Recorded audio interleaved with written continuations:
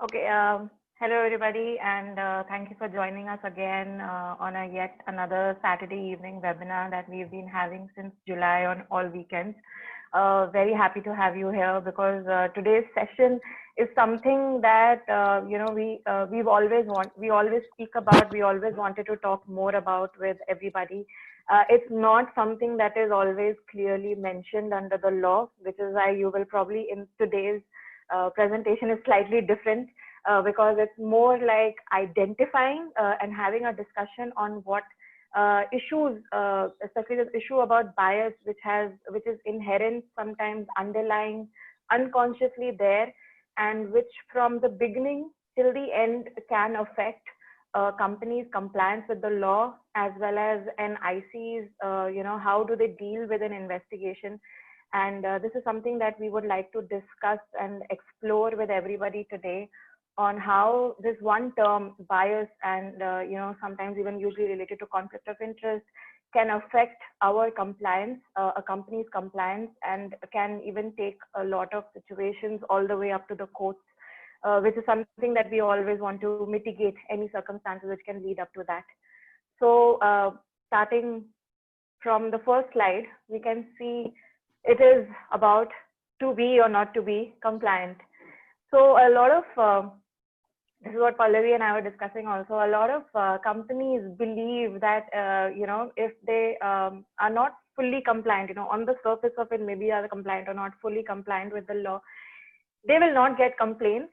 They will show a clean chit even to authorities, or they will also show a clean chit to in their board of directors report, the annual report that they have to submit, or not fully comply with it overall and pretend that everything is hunky dory in the company. We don't need to do that. We never get any cases. A lot of times companies just say that we never get any cases. Everybody is fine in our organization. Never have we ever heard of a sexual harassment, whiff of a sexual harassment complaint also coming through in our employees. This is something which is again a bias.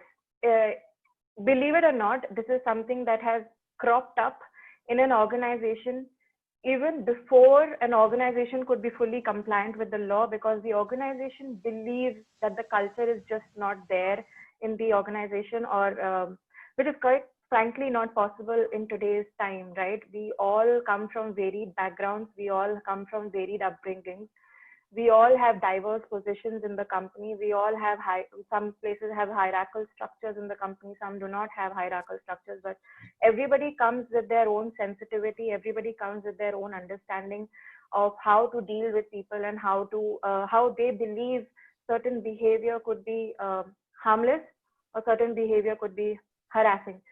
It's all about the subjectivity of a person. But if companies do not comply with the law, and they believe that they are doing well by not complying with the law, because they believe that by not being fully compliant with the law, they are showing a rosy picture of the organization. This is where at ground zero, at zero level, they fumble, and this is where bias always is cropping up and is something that we can understand is already there in the organization's management, in the organization's top structure. So compliance, as we know, is very important with the law. As soon as you hit 10 employees, before even you hit 10 employees, the policy needs to be there. You can always put up the notice of LC taking the complaints up if there are no 10 employees. And as soon as 10 employees hit, the whole IC structure falls into place. And awareness sessions and orientation sessions need to happen. So this is where the bias needs to be tackled moving forward. But if companies do not comply with the law, they are letting bias always be there on the surface and not tackling with it in a proper manner. Pallavi, what do you feel over here? I think the biggest bias that companies have right now when it comes to the question of compliance is um, we are too young,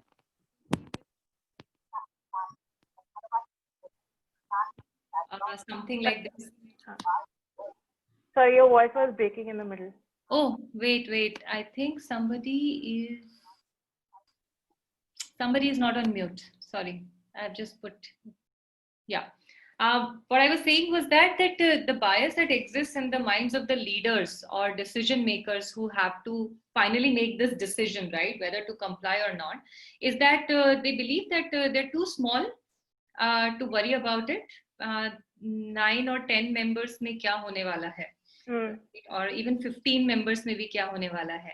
That also gives rise to this belief that we are a very family-like of entity, and everyone treats each other with respect, and we will never have any issues of workplace sexual harassment.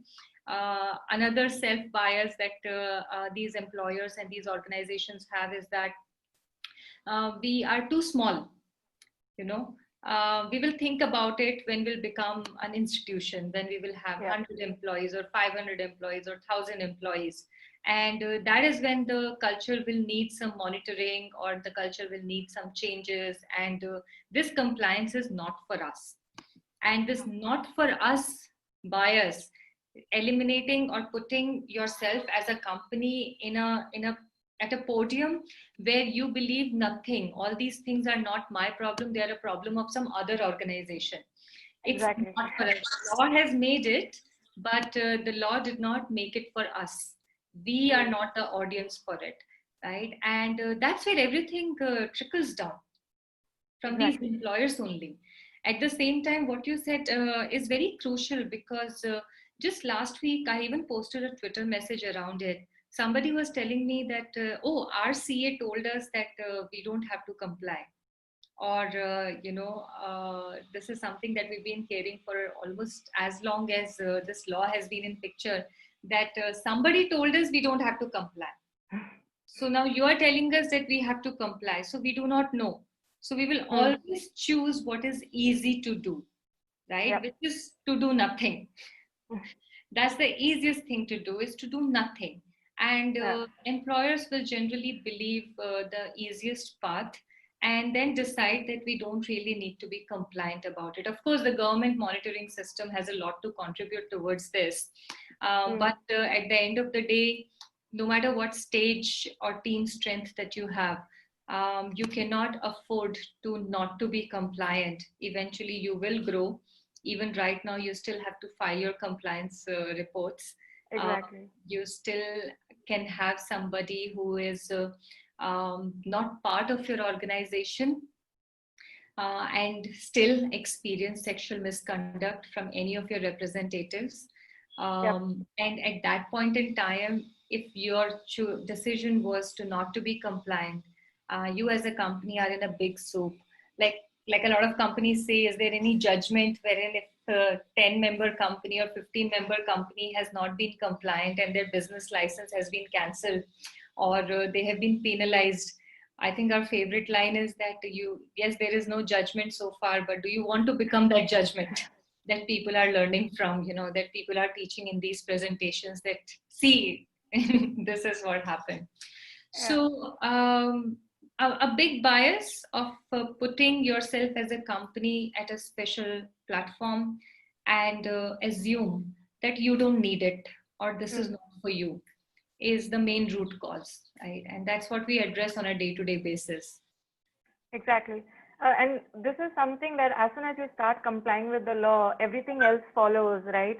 So this is where all the biases also get addressed slowly and gradually.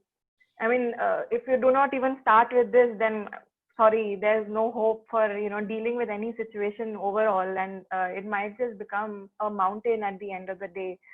So the first bias is definitely to be compliant with the law, and definitely start from that.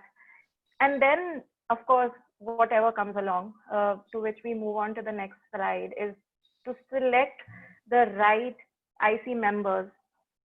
Now, a lot of people, I think, have asked us, Pallavi, right, that how would you even know that the IC member that we select would not be biased, if this is not something that we would understand at the time of appointment? And this is where we say that, this is where you need to apply the right application of your mind to select an IC member who has a good standing, a good repute, has been there in the organization, owes responsibilities and has discharged responsibilities very well.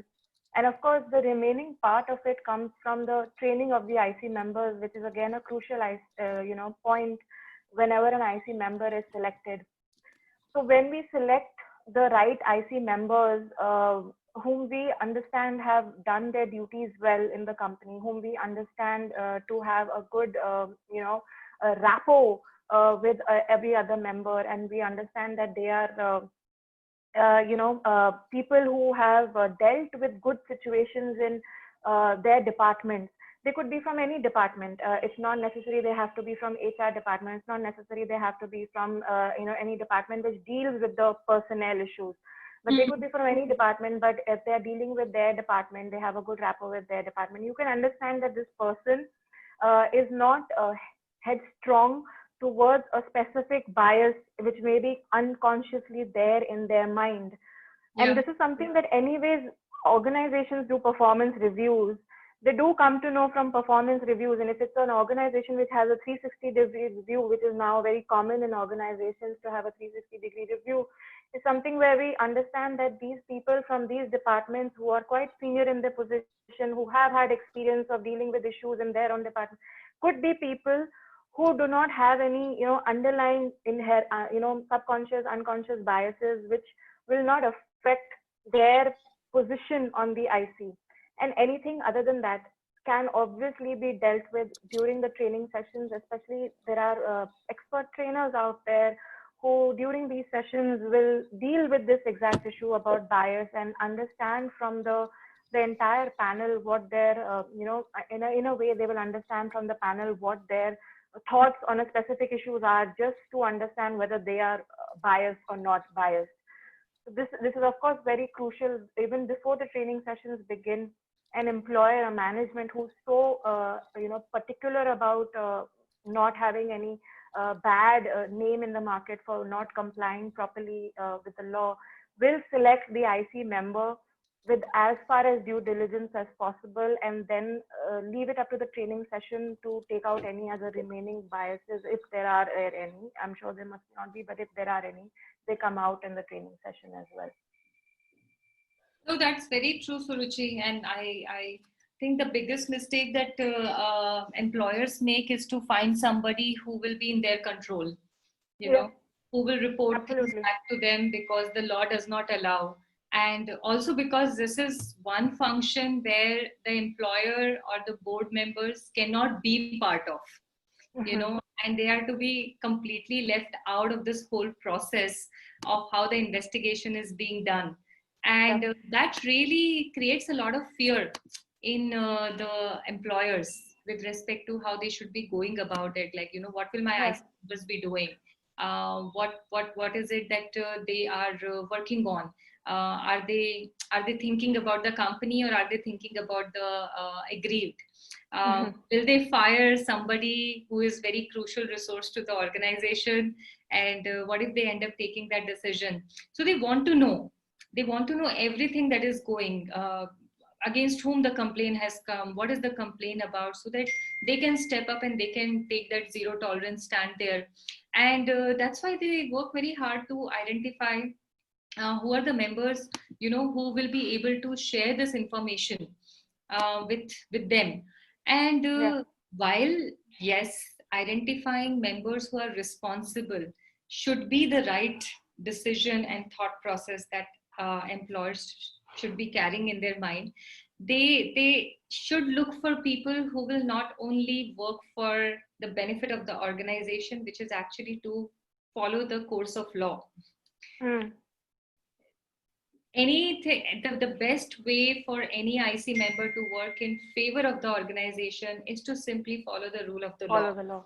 Yeah. And that's it. You need IC members who will do that. You need to have that faith in IC members who you have chosen, that even if they are not disclosing everything to you, they are going to do the right thing. And even if someday they come up with a decision that this important member needs to be fired, or this person needs to be demoted, or this person needs to be suspended for some time, or this division of work needs to happen, these members are still doing this for the benefit of the organization in the long term. and that blind Absolutely. faith needs to be there. However, that blind faith also takes time, right? You have to invest in their training, and you have to make sure that in order for them to follow the rule of the law, they first know what the rule of the law is, Yeah. and that's the only thing that can give comfort to the employers. So Yeah. this bias is coming out of fear of not knowing. I do not know what the members are up to. I do not know what decision they will take. I do not know how it will affect the future of my organization. Mm. And this not knowing can be easily taken care of if you just equip your IC members with the right kind of knowledge building, capacity building, a suitable external member. Same thing goes for the external member also. Yeah. Finding an external member who will actually be somebody who is known to you, somebody who is close to you, somebody who is associated with the employers. Yeah. And all these things once again can create a conflict of interest, which is something that we have shared in one of our previous sessions in one of the Absolutely. judgments also, Yeah. wherein the credibility of the external member was put to question. It Yeah. was not about completely, it was not about fulfilling the formal requirement or just the official requirement of the law, but also making sure that the intent of the law is also maintained, and that's how the employers need to think. So this bias is out of fear and can be easily Yeah. replaced. No, I completely agree with you. And as soon as you said about judgments on bias and conflict of interest that we have discussed in our previous session, so many of them come to my mind. Where I think it was one of the case of M. Rajendran versus Daisy Rani, in Mm-hmm. which this Daisy Rani had actually filed a complaint against one of the head of departments, M. Rajendran, and who had formed the IC previously, So how can that very IC, because he was so aware of everybody, he was like, they were all his subordinates. So in that case, in fact, the IC continue with its investigation, and found that there was no case of sexual harassment against M. Rajendran. So this was something where the court themselves said that how can this IC be appointed by the person who against whom the complaint is. So there's obviously a chance of bias, and even a slightest a chance of a bias cropping up in these kind of investigations is something that should be nipped in the bud itself. And when you mentioned external members, I think one of my favorite cases in the Air France case, where that there was a fear, and which was not even bothered to be clarified by the employer. The complainant had the fear that the external member was not independent. The external member was maybe a part of the employers association, like you just said, and the company did not even bother replying to the complainant or bother replying to the court also when it went to the Delhi High Court, that whether that external member was or was not a part of the employers association, because clearly he was. So this is where the right IC members, when they are selected, these kind of things are tackled with and are immediately dealt with in a proper manner. And this is something that we all need to understand, that case laws are there. They may not be sometimes on the face of it. They're sometimes not related directly with the word bias. But of course, if you have an IC member who's appointed by the employer, who's hearing the complaint against the employer again, or you have an external member who could be influenced by the employer, then where is the the justice in that? Where is the how is it dealing with the issue properly? This is where I think the bias comes up regarding the selection of IC members. So then let's move on about the to form the right number of ICs. I think this is something that we had discussed with Dilip also in our previous session, Yeah. where we'll repeat that example, I guess. Pune and two more locations nearby Pune, and the management has selected only a few individuals. In fact, only one. So it is forming the IC in Pune. The presiding officer and the external member could be the same for all ICs. But there is only one member which is selected from each of the other location near Pune. And technically, the law says that there have to be at least two members from the establishment itself, from where the employees are, from amongst the employees. So, and the reason for doing that is something what we heard from him last time, was that the management trusts or has faith, or is like, grooming these two other members from the each location only for leadership, and it doesn't have really too much of faith in the other people of the organization in those two locations. So this is something which, as we discussed with Dilip last time, also is something of a bias, is something of a lack of trust, is something of where a management would like to keep control on the ICs which are being formed at each location. Like we said in the previous slide, how the right members to be selected for IC.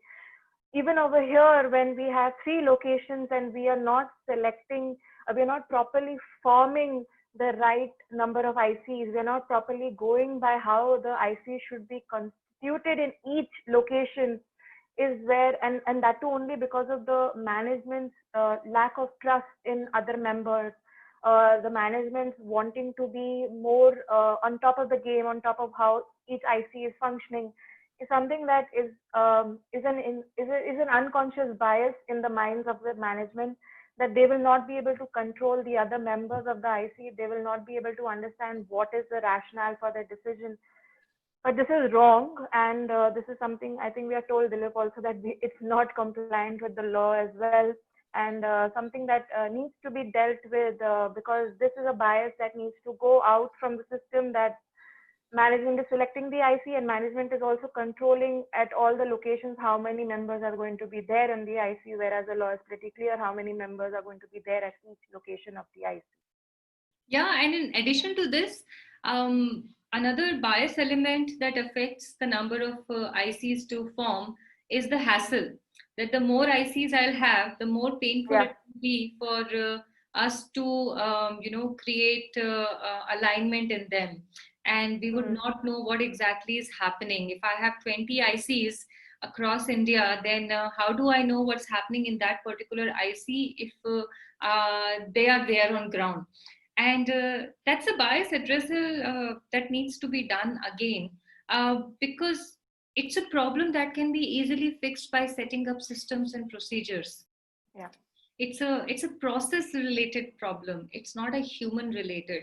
Anywhere in any organization, if you have 20 people, 10 people, even 5 people for that matter, if they are not working in a process oriented manner, if they are not driven by standard operating processes, if they are not following a set of protocol to run the functions of that particular department, chaos will happen. And that's the investment that needs to be made. That even if I have 20 people, even if I have 100 people, and that's the investment that people make in sales team, right? Nobody says that I will only have 4 sales people who will work across India. No, you will have people on ground as and when required, because that is required for business benefit. The same way needs to be looked at, that it's okay if I have 20 ICs. It's okay if I have some about 60, 80 people, and they will all be following the same line of thinking, because I'm investing in their training, I'm investing in setting up the processes, they're following standardized formats, and then put in a reporting system around it. And then this is fixed.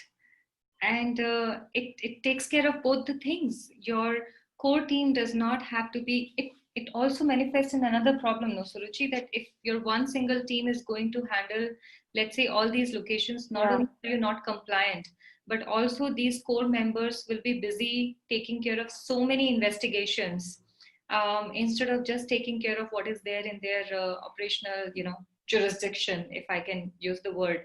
That this is our area of location of operation, and this is the only thing that we are going to follow up on, and can be easily fixed by just putting the systems and the procedures in place. But that's the thing. Once again, the fear here is more about the increased hassle. The fear here is more about what if those people will not be able to do their job right. The fear here is thinking that, oh, but they have not worked so long for the organization, or they have not worked for so long in their career. Yes, to a certain extent, sometimes it does make sense, and it should be incorporated in the board resolution that yes, the management, the employer did contemplate that whether to make or not to make, and then they conclude with it. But that also needs to be documented somewhere. But this, to form the right number of ICCs, it's a big bias that employers are carrying forward right now. Yeah, and they don't even realize it, right? That they believe that okay, we form the IC and that's enough. But if you have multiple locations, have you formed IC in all those locations? Have you formed an IC as per law in all those locations? Just because you have formed an IC at the headquarters and you have like an office in every region, how are you supposed to only have that one IC, which is probably only four, because you're clearly just trying to, just take up an IC and, follow the law only to that extent and not do properly. And how is that IC supposed to deal with all the other regions' complaint? This is something that is half compliance with the law, and this is something that also stems from a belief that you can control, or you are okay with having just one IC at the headquarters because they're right there and we can understand them. So this is something that we need to deal with, and every person who's in a company, who's a member of the HR or the legal, needs to understand this and make sure that the right number of ICs are there depending upon the offices in a company. Yeah, that is true. That's true. And of course, I think this is something that we don't even need to say too much on, because to conduct or not to conduct awareness sessions is something that we need to be very clearly aware of, that it's a requirement under the law to conduct an awareness session. And I think we've had people coming up to say that, okay, can we just conduct a 1 hour awareness session and be done with it, because we just need to put in our compliance report that yes, we conducted an awareness session. But if you're just following the letter of the law and not the spirit of the law, which is to deal with cases of sexual harassment, and which is to make people aware of the law and make people aware of the procedure and make people aware of what is right and what is wrong behavior in a workplace environment, you're not doing your proper job, right? And this, I believe, comes from a fear that if we give too much information to people, we have a chance of too many cases coming to us, because suddenly our employees will realize, oh, we did not know that this behavior is also, harassment. How do I file a complaint? And so this is why people are like, we don't even want such a long session. Just tell them what the law is all about. Guide them to an HR for any other further query.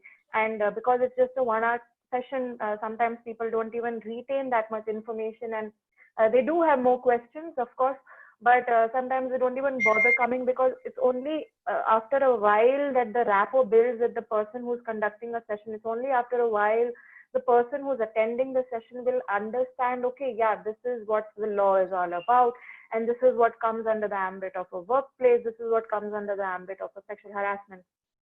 So of course, if we are not conducting an awareness session, yes, big bias in our own heads that we don't need to do all of this, because our people are aware of all of these laws, beforehand. Nothing like this happens in my organization, so why should I conduct an awareness session?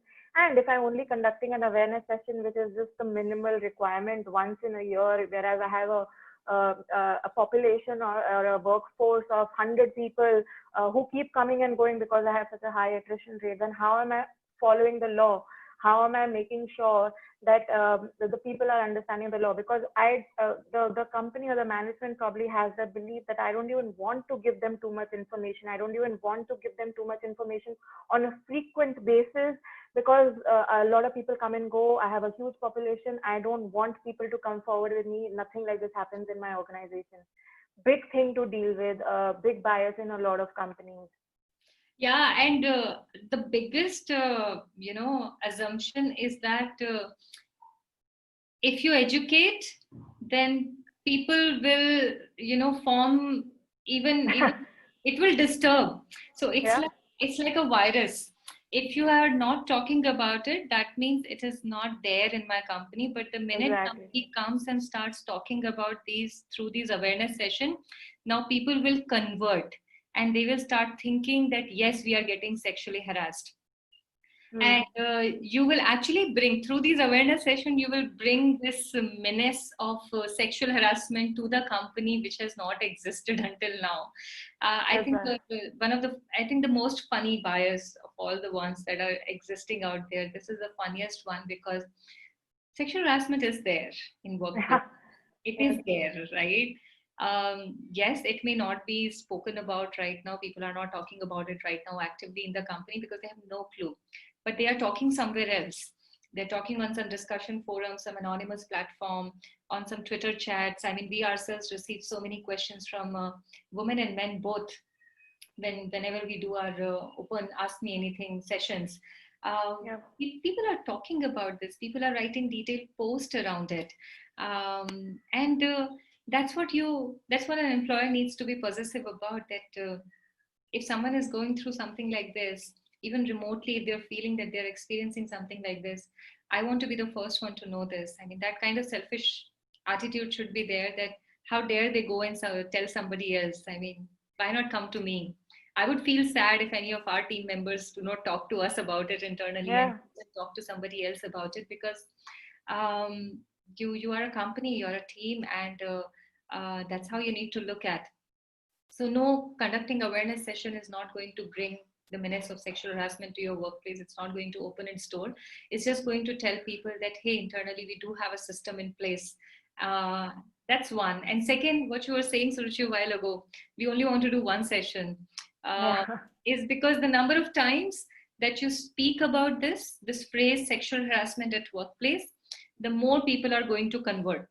Yeah. So if you do one session, yes, maybe two people will convert. But if you do it again, another four will convert. And if you do it again, then another 20 will convert. And very soon, my whole organization will be titled as an organization which has so many cases. I Yeah. think media has a lot of role to play around it also. A couple of years ago, when EY did their study, and all these numbers were coming out, that Wipro and Infosys, they have these many high number of incidents that they have reported. There was a discussion going on that, oh, these are the companies, see, where the culture is so toxic. Mm. We look at it very differently. These are the Yeah. companies that are actually working actively to tell their team members that, hey, we understand that, things may happen, things might be happening, and we want to know. And that's why they have such high number of complaints coming to them. It's a faith in the system. It's a faith in the institution of IC that has been formed internally, and that's the proof that these companies Yeah. are actually investing in awareness session, is because they are Yeah. receiving complaints around it. Now, how they're handling it, none of us have any information around it, so we'll not get into that. But at least they're receiving information. They're receiving those complaints directly from their people, and that's how every employer need to look at it. Not to look at it as a headache, but to look at it as a, yes, people in your team actually trust you enough to come and Yeah. share their concerns with you. Yeah. I mean, to a certain extent, you must be doing something right, that they know what the law is, they know what the procedure is, and they want to speak up against the issues. And this is what also purges the issues from the company. If nobody will speak up because nobody knows, nobody is aware of what the mechanism is like, then how do you purge the issue? And then slowly that will probably eat up the reputation, or when people talk outside, like you said earlier, people do talk. It's just not possible that people don't talk. And if they take it to the media, or or if they go to somewhere else and then the word spreads, it takes a butterfly effect, which will come to later on. You will understand that, oh, if I had just dealt with the law properly and purged the issue properly, then maybe this wouldn't have happened. And all these big companies that you're talking about, who are dealing with the issue properly, are, yes, maybe receiving more complaints than they would probably like, but at least they're receiving, and at least they're dealing with it. So this is something that has to be understood in the concept of dealing with the issue, and not just pushing it under the rug, or just ignoring the fact that it is there in your organization. True.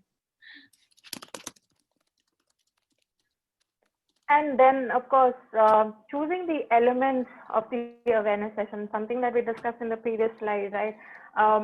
Just tell them about the law. Just tell them about where do they go to file a complaint. Just tell them about speak to HR for further information. Choosing the elements of awareness session is where an employee is made aware of what is this issue and how it even comes up in unconscious behavior, which is the behavior which we probably have towards a certain culture, towards a certain gender. This is where an awareness session is always it's like a it's like a book or a novel and a thing that you write and something that you create just to deal with the issue in the best way possible, because there is no guideline on how these awareness sessions are conducted. There is no set rule and only this much needs to be told to a person. There are so many issues. There is gender bias issue. There is the issue about knowing the law. There is the issue about how to implement the law. So a lot of employees don't even know that maybe small behavior as culturally saying a bad word towards a certain person or stereotyping a certain person and then making it a joke or making it a mockery or making a sexual innuendo out of it could be or is sexual harassment, because it of course depends on the subjectivity and the perception of the person receiving that stereotypical comment, right?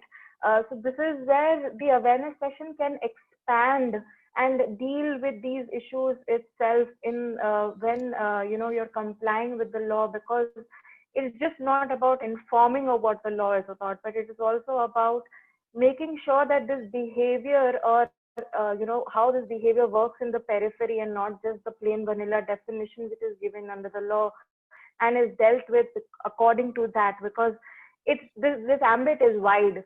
It may just include physical contact, sexual favor, sexual demand, showing pornography in the definition of the word under the law. But it is way more than that. It could be a threat of touch. It could be stalking, leering, which is not clearly mentioned in the definition, right?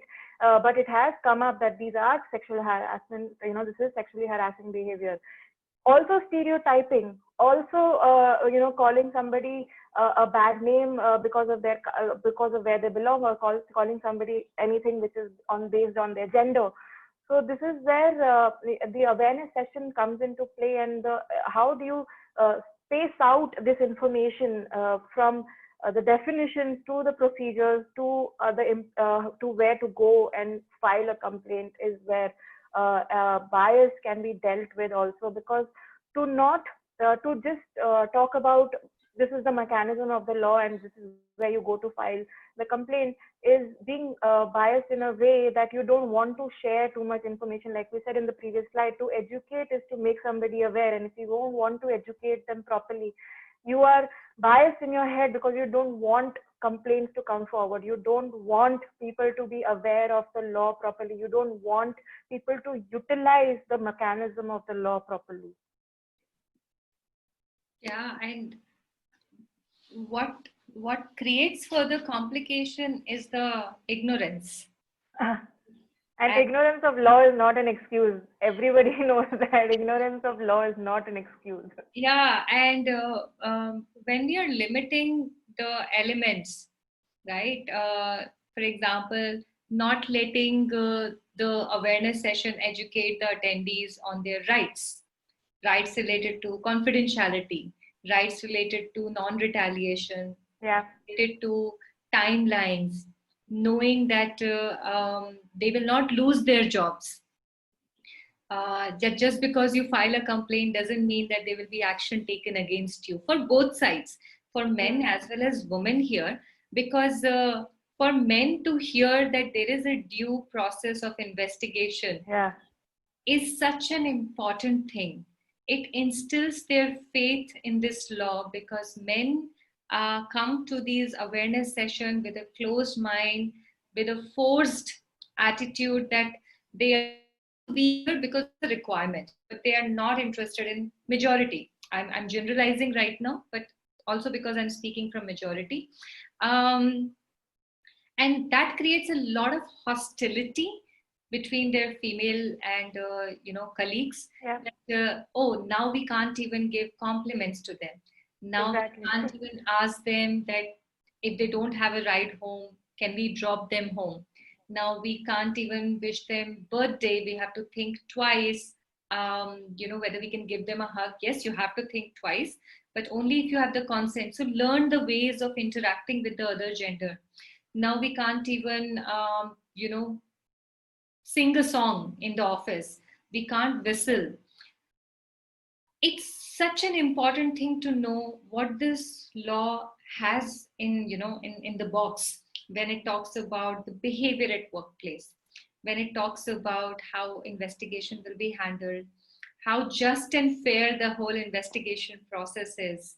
Of course, there are other biases that comes there. We will talk about it in the slides forward. But to take care of all these elements in the awareness session actually creates a lot of cushioning from future consequences.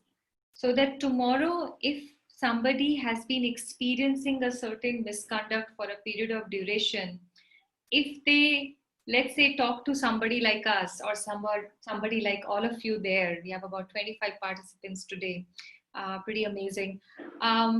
If anybody talks to an outsider, even goes on social media and says that I have been experiencing something like this, is this sexual harassment? And then they educate them.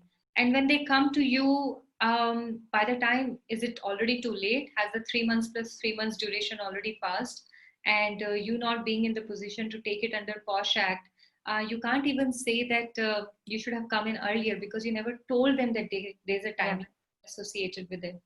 You also did not tell them that yes, these instances do fall under the purview of sexual harassment. Tomorrow, if men in the decision making power of hiring and firing, if they stop recruiting women selectively in their teams, because when they sat through this 1 hour, half an hour, 45-minute session, and the only thing that they extracted from there is that with a woman around, you have to like completely change the way that you have been doing things.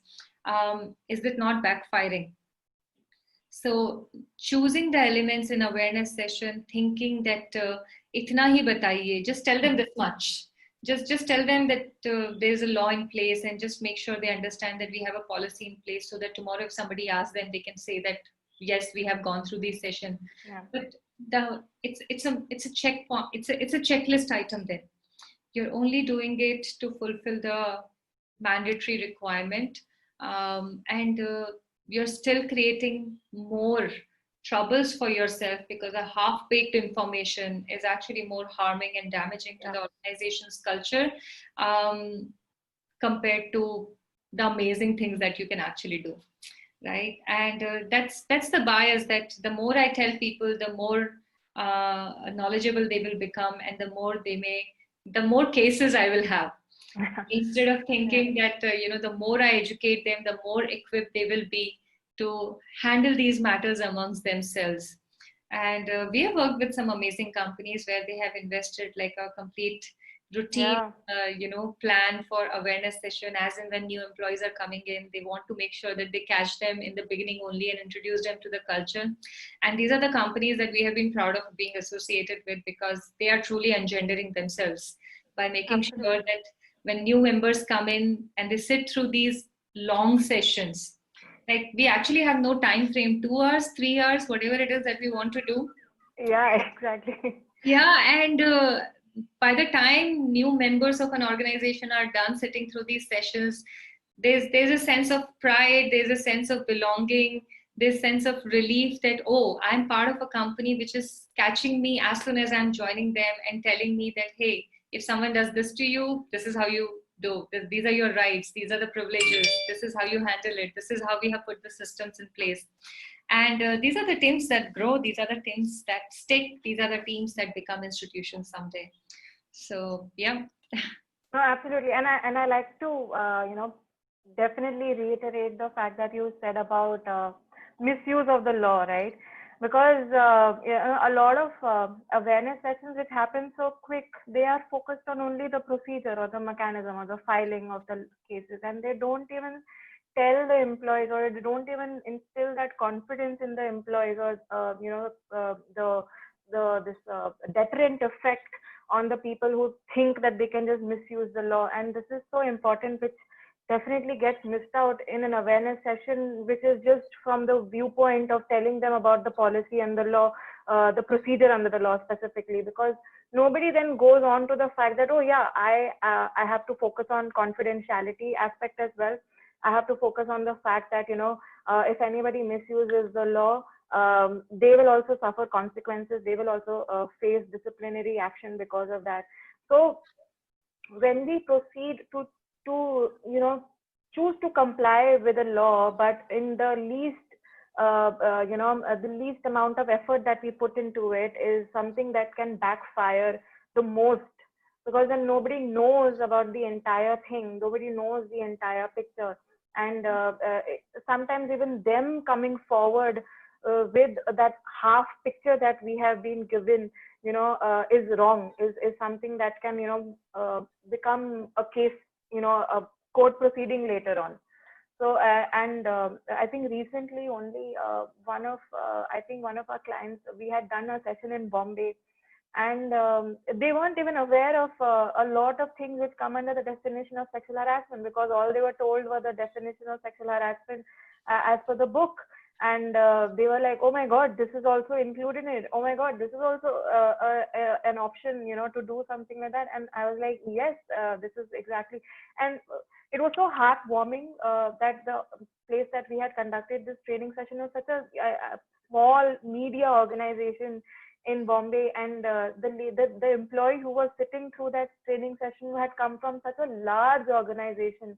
And she was like, okay, you guys have really educated me on this aspect of, and this is what a good awareness session does, and this is what a good aware person utilizes it, because she can also tell her peers and her family members or her friends who go through something similar, that this awareness is just not restricted to the employees. This awareness also goes from employee to the world out there, to the people whom they are dealing with out there.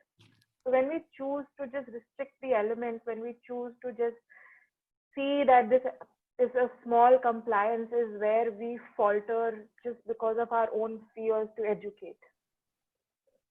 To take or not to take a case, this I think stems from one of the biases of the IC, where they believe nothing like this could ever happen, or where they believe that this is not even sexual harassment. So this is something that in during a training process is something that has to be explained to the IC, that you have to, unless of course it is something which is very completely overtly only a workplace issue, which has to be dealt by the HR or any other disciplinary mechanism, and the IC has to take a case, has to see the parameters, whether it fits under the law, whether it's in a workplace, whether it fits under the definition, whether it whom is it against, and who is it filed, and whether it's filed within the timeline. So before even taking the case, or before even pushing it away, believing that it not to be harassment, or believing it that it could not happen to anybody, or you believe that this is not something I would believe that you could have had, because we have such a strong security system, we have such a strong camaraderie between our employees, you could not have suffered this kind of incident. This is where the IC goes like, no, we do not believe that this case needs to be heard. We believe that you can, don't worry, this is not sexual harassment, and don't worry, this sometimes happens with people, but this is definitely not sexual harassment. This is something that doesn't need to be taken up with the IC. So this is a bias which needs to be removed during the training sessions, that you take up a case and you see whether it falls within the parameters, and then decide whether it is or whether it is not to be taken up forward for investigation. Yeah, I think this fact-finding person is, in the past couple of years, this has come up again and again, wherein people have asked that can we appoint a fact-finding person. So the complaint has come to the committee, but we want to appoint one person who will actually first do a fact-finding process to validate whether the ICC should get involved in an official methodology or not. which means that you have to have a quorum in place, you have to document everything, and you have to do the whole timeline, adherence. And this actually, and I'm actually going to ask all of you also, but this we have to understand that why have a fact finding person to even assess whether the complaint should be taken by the committee or not. Um, Practically putting, I will not even go into the whole legal aspect yet, but understand it from the practical side, that the fact finding person is still going to meet the complainant and talk to several other individuals in the organization to assess whether something like this has happened or not happened. That person is going to talk to the respondent also. All these things are going to happen for that person to actually validate and qualify whether this is a complaint of sexual harassment or not. And then let's assume that that person does come to a conclusion that yes, this case needs to be taken by the committee. Okay. Now the complainant has to go through this whole process in a manner which has been designed by the law, which means I again have to come to the committee, meet 3 members and tell them what happened. The committee will still do cross questioning. The committee will still reach out to the respondent for their official response. And the whole thing will, it's a duplicacy of, forget the time and the energy, right? It's a duplicacy of trauma that a person has to go through while they are, first they experienced sexual misconduct, then they have to prove it to the fact finding person that yes, it actually happened, and then they have to further present their case and defend their case with the committee. So that's the humane side of it, practical side of it. Now look at the second side of it, which is the legal side, right? Now, none of these conversations are happening in the presence of the quorum. It's already there in the law that when a complaint, all sexual misconduct should be handled by the internal committee. The only time they are not to be handled by the internal committee is if the complainant does not want to put a complaint in writing, or she does not want her identity to be known. These are the 2 barriers which prevents a committee to take and of course the timeline, right? These are the barriers which prevent an IC to become activated. If that is not the case, then the IC still has to do preliminary investigation. That's exactly why it has been divided into preliminary investigation and assess whether conciliation can happen, and then move forward with the next course of investigation. And I'm forgetting the judgment, Suruchi, maybe if you remember today, if not, we will take it forward. There was a judgment wherein the court clearly established that from the time the committee has received a complaint, all activities, I know, like the court said that yes, it is written preliminary investigation and formal investigation, but preliminary investigation does not mean that it does not have to follow the guidelines, right? I'm forgetting which case it was. Yeah, I was also just recalling that case only. In fact, they said that as soon as a complaint comes, the investigation begins, which can be before conciliation, and if conciliation fails or is not opted for, and then move forward with it. I think we'll take that definitely up in one of our next sessions on the judgment part. Absolutely. So you, by putting a fact-finding person in charge to validate whether to take a case or not to take a case, what organizations generally think is that we will save time of the committee. Yeah. You will not save time of the committee. You're not saving anything, because if your committee is equipped, your committee is qualified and it's trained, then it will know that, okay, they have received a complaint, meet the complainant, get an understanding, get a status of conciliation, forward the complaint to the respondent, get their response, share it with the complainant, get them to share with you whether the response is satisfactory or not, and then you will immediately know whether conciliation is possible or not, identify the interim measure and take it forward.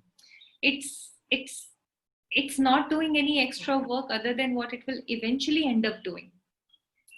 But it backfires all the more. There's another case, actually. We have to take these 2 cases in our next one, because the court actually concluded in that judgment that because of this whole fact-finding process and this repeated narrative from the complainant to different people after facing a sexual misconduct and filing a complaint was in fact additional trauma. And the court qualified it as additional trauma and actually penalized. I think it was from Madras High Court, Chennai High Court. Oh, that one. Okay, got it. Yeah, I think it was the Penalized the Madras one. company for this. Yeah. So this is what is happening when a company is thinking, when an IC is thinking, or where a management is thinking, or where whoever is advising the companies is telling them that yes, it's okay to put together, put a fact-finding person and let them go through, checking whether the IC should be taking it or not. Yes, there are so many important people who are part of the committee. Yes, when your external member will get involved, you will have to pay them by the hour. Yes, all those things will happen, but you will lose a lot more if you actually try to find a shortcut out of it. So the bias is that I'm saving money, and I'm saving. Yeah, by reducing the burden on the IC, and then only later on to realize that IC did not even do its job by not taking up the case, and that's not something that's an option. You have to take up the complaint, then understand it, do a preliminary or a full investigation, and then come to the conclusion. So this is something definitely that crops up in the beginning of investigation or in the beginning of the complaint coming up itself. And this is something that is one of the most common things, and most how we understand the biases to be in, I think, plain vanilla terms, and everybody understands. Everybody thinks that this is the only bias which is there. But whereas we've discussed so many biases that are there, to form or not to form an opinion on the parties, I think everybody understands only this concept, and this is something that Pallavi and I were discussing also. If it so happens that your IC members are not selected or not trained enough to deal with their unconscious biases, they will always be favoring the person who comes before them, who gains their sympathy or is known to them, or through the grapevine, the IC members have heard that one of the parties, either could be the complainant or the respondent, has history of relationships, or has a history of filing complaints, or has a history of they believe to be certain character of, or has been on dating websites, or how we call somebody loose or anything like that. This is an opinion of parties which should be kept out, which should be left at the doorstep before you even enter a workplace. Forget an investigation. Of course, when we are coming up as an IC member on the investigation, nothing matters what was the past of the party. Nothing matters whether they have been on dating websites or not. This is where IC members, and especially misplaced sympathies with a specific gender, right?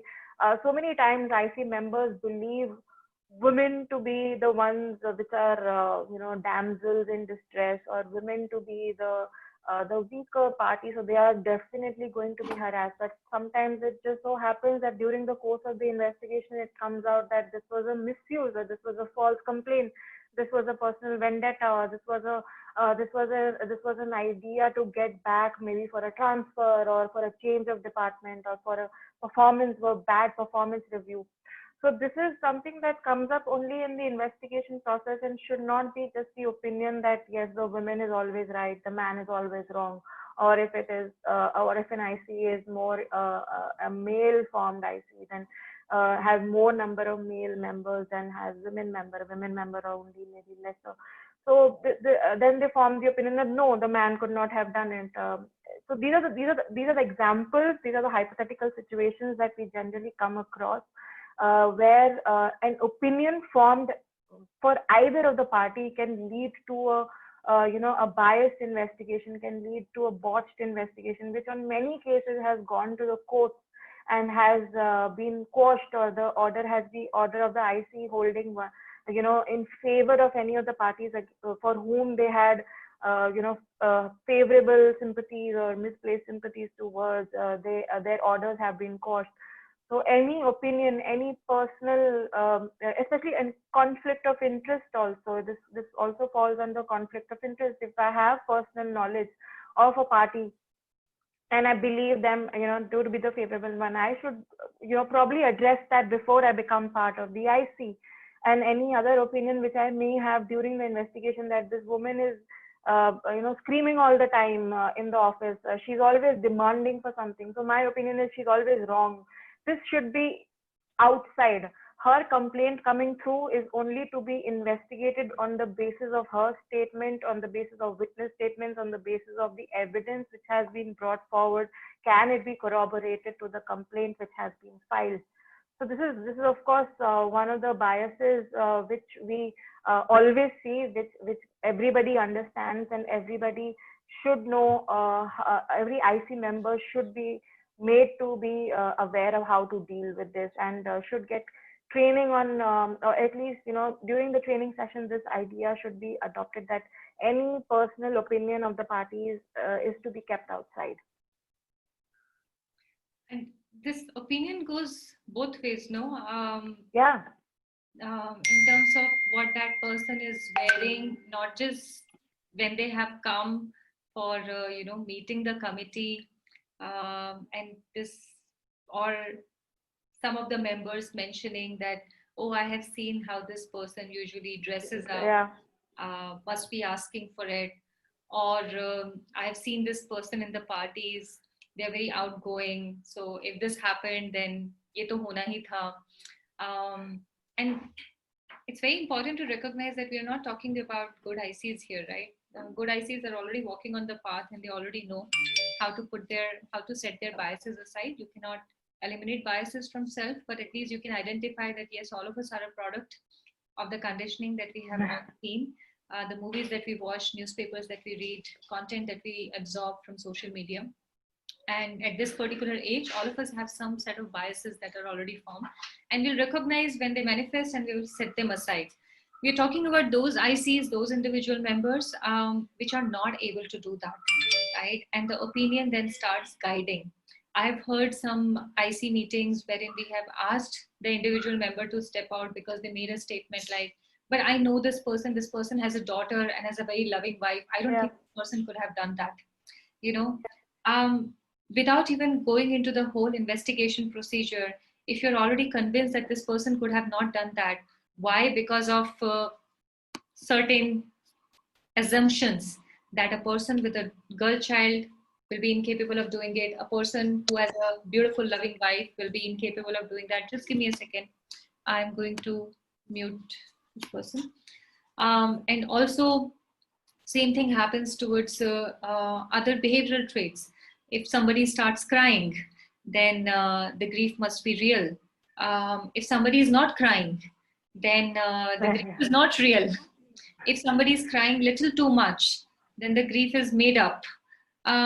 There are opinions being formed on each and everything. There are judgments that are coming. You have to look at the facts. You have to look at what happened. You have to look at the truth being presented by each and every party here. And then you have to go and investigate that further.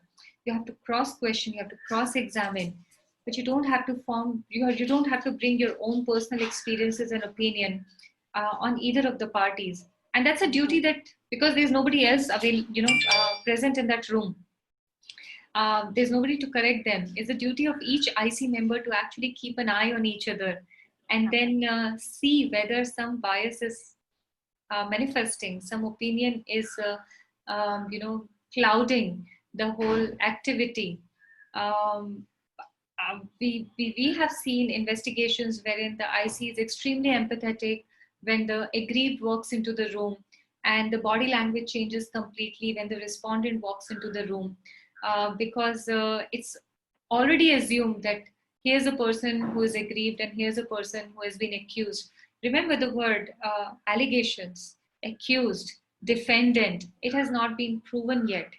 Yes, you are there to give a decision, but you're not here to make that person feel biased against on the course of the investigation. Another beautiful judgment and around this, that the IC was biased. We will pick it up in our upcoming sessions. I think we need to go back to our legal judgment sessions. Sorry, the judgment session again. But if the dilemma is around to form or not to form, and here's another challenge to it, right? Suruchi, if you and I are working closely together, if the complaint comes against you, and I think we will pick it up in the next slide itself. How is it possible that I will not have an opinion about Yeah. Suruchi? Yeah. Right? How is it that you will not have an opinion about me? But that's the main challenge. That's the thin rope that IC members are to walk upon. That yes, you know the ins and outs of the organization. Yes, you know that person, but at the same time, what is presented as a responsibility to you is to identify the facts, is to study the facts, it's to analyze the facts, and then find whether it happened or not happened, and not bring how you know that person into those rooms. Exactly. No, that's so true. And this is where I think the conflict of interest comes in, right? To act, the very next slide that we're talking about, to act on conflict of interest. I think in the previous webinar that we had on judgments, we had seen this case of US Verma versus, which was a DPS society case in which the members of the IC were so close to US Verma, so it was just obvious that they would have not found any fault, or they would have not believed any statement coming from the complainant that the person could have even done anything to them.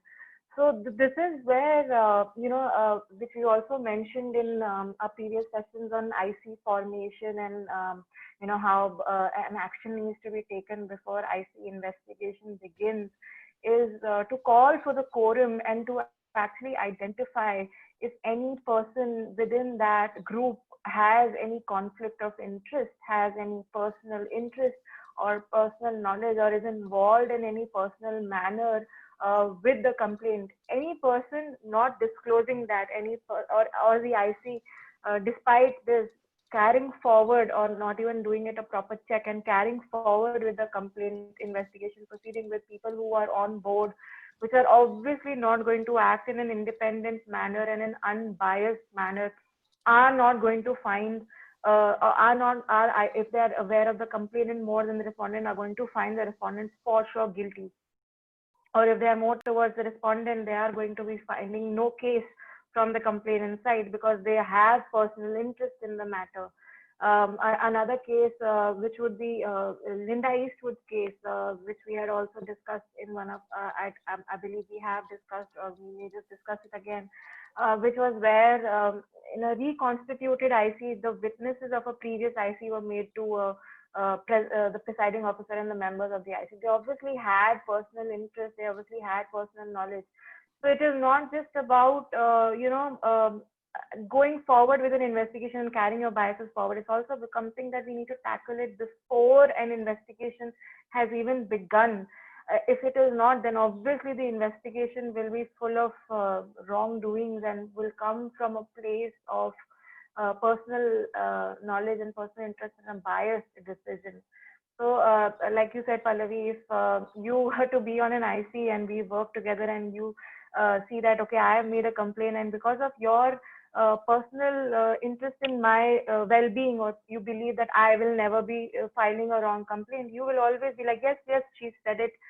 Yes, definitely there is merit in her complaint, where you will so casually, or you will just pretend to regard the material on record which the respondent may have brought forward to say that nothing of this sort even happened, but you will just like, no, it's not possible. I know her very well, and she would definitely file a complaint only if something happens. But it could be possible that there was no sexual harassment, right?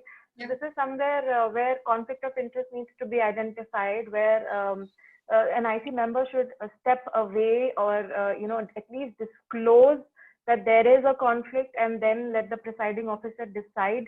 Then only continue with the investigation, because otherwise the investigation is fully going to be laden or heavy with bias output of the member who would have had some interest in it.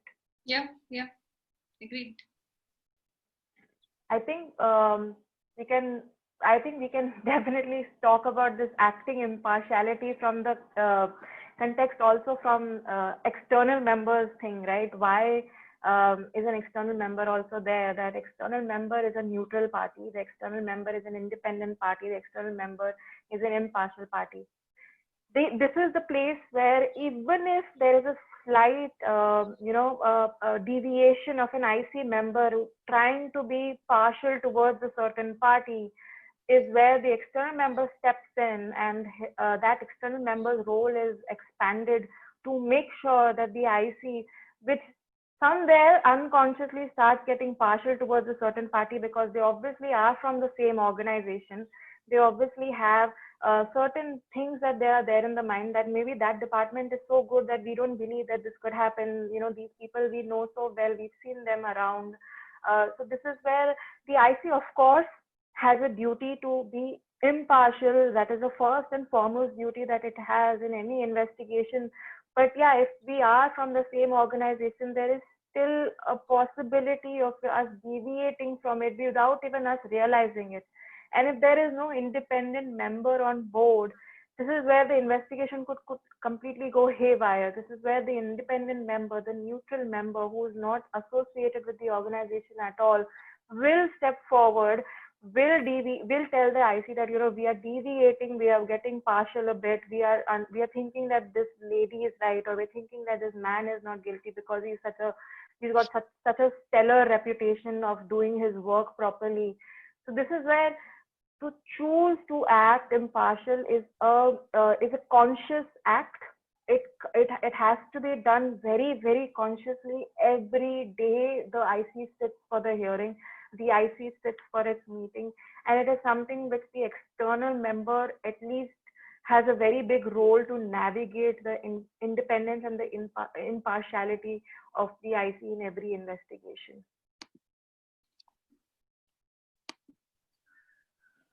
To choose to implement the decision is something. I think this bias comes up. Of course, the IC will give the decision, but this bias probably comes up to the employer's side to choose to implement the decision. I believe before I even started with working with Ungender, there was a matter which we had in my previous organization where the decision went to the CMD of the company, and the person against whom the decision was his very good friend. So even though the IC as well as the legal advisors were so vehemently telling this person that the CMD that this person has been found to be guilty, the CMD had so much of passion and so much of friendship bond with this person that he refused to believe that his friend, who's a director in a different department, had done an act, and the IC actually found him guilty. He, in fact, went behind the legal advisors that you don't even guide the IC properly, or you don't even doing the job well of making sure that my IC is implementing the decision, because ultimately it was a termination of employment, so the legal advisors had to be involved. But to choose to implement, the employer doesn't really have any say in it, and the employer's biases cannot come in the way of it. It is something. IC is the fact-finding authority. IC is the grievance redressal mechanism under the law.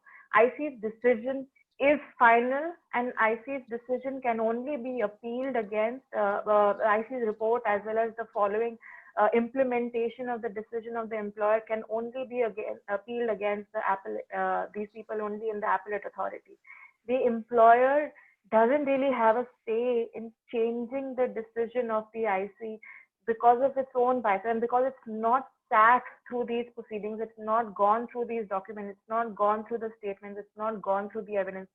So any employer decision to not implement it will stem from a bias which needs to be undertaken and needs to be dealt with before the appellate authorities, any person who is going through it. And the IC's job in these cases is also to make sure to tell the employer that no, this decision is final, this is something that we have to implement.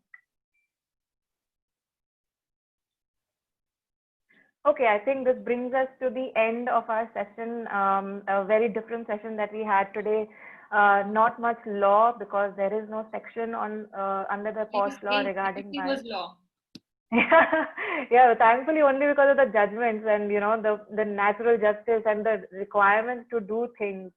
But yeah, I mean, if it comes to the term bias, there's nothing really written under the law, right? So that way, I think we had to do it in this manner and to have a nice discussion on it. But Pallavi, if there are any questions, let's take that up. I don't see any questions here. There were some Okay. comments which I kept writing on because we've already Mm-hmm. like exceeded the time. Yeah, yeah. I'll invite everyone right now. If you have any question, please you can switch on your mic and you can start speaking. If you want to share something, please feel free to do that. We know we have extended the time. If you need to go, then sure, we understand. We look forward to seeing you in our future sessions.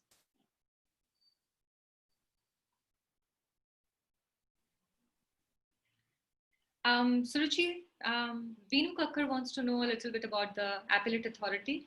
I think we should speak about the government organizations and the service rules and the other ones.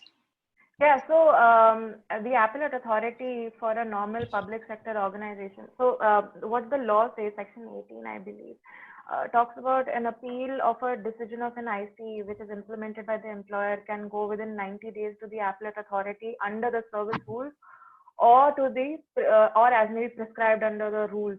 Now the rules of the POSH law talk about the appellate authority which is appointed under the Industrial Employment Standing Orders Act, and this person by way of notification these persons are appointed, and typically the appellate authority under the Industrial Employment Standing Orders Act is generally the labor commissioner or the joint labor commissioner, depending upon what the notification says, but it's usually the labor commissioner.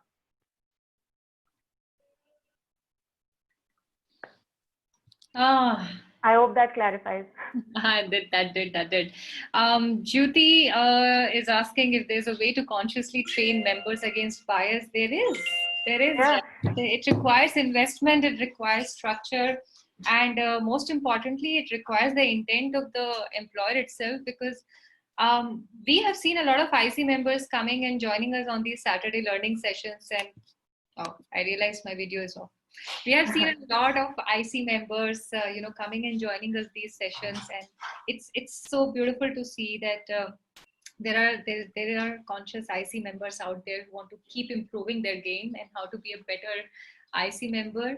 But at the end of the day, a structured approach. I mean, when we have approached it, what we start with IC members is to first go through a bias identification program, wherein the IC members will learn what kind of biases they are carrying, because it's not just about the gender, right? Even in the gender, you have to understand that how I will look at a man who is from Gurgaon or Haryana is very different from how I will look at that same gender when they are from a different town, or if they are from a small town or from a metro place. And it's so important to recognize that where is your bias manifesting from. So bias identification is one.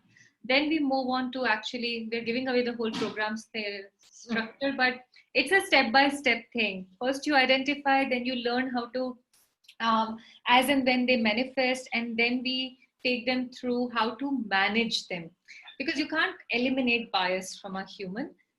They're there for a purpose. We can just focus on teaching them to identify, to recognize when they manifest, and third, how to manage them during an investigation.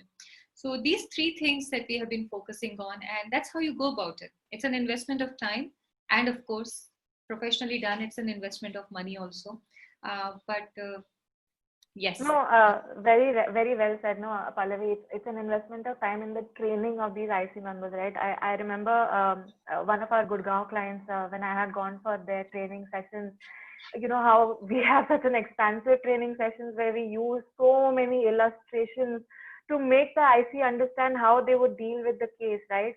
In one of the illustrations, I remember this so clearly because this is where I realized that while we were probably their training session did not have too much of a bias addressal program or a bias addressal side to the training session, but in a way we were still discussing biases.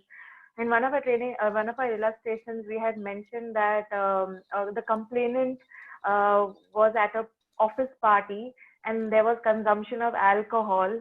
And the IC member immediately said that no, but there cannot be any complaint because she was drinking alcohol. I'm like, if she suffered sexual harassment, her drinking or not drinking does not really matter, right? If just because she was consuming or the other party was consuming alcohol or there was alcohol at the party doesn't mean that anything is invited.